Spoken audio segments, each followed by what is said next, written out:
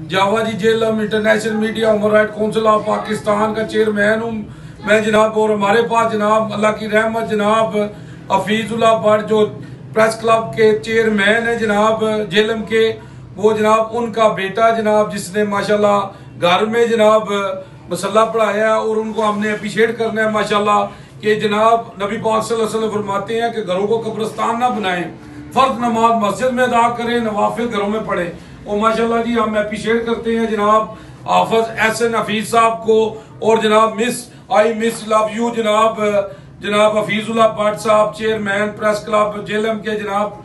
तो जनाब बिस्मिल्लाह जी।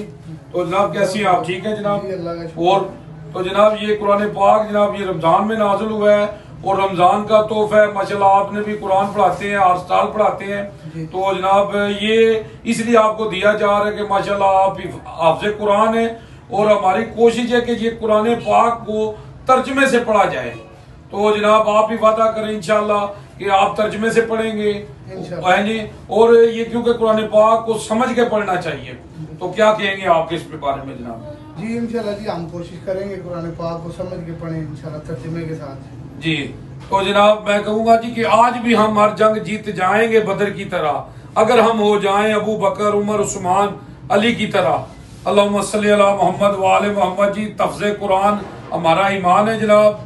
जावा जी जय।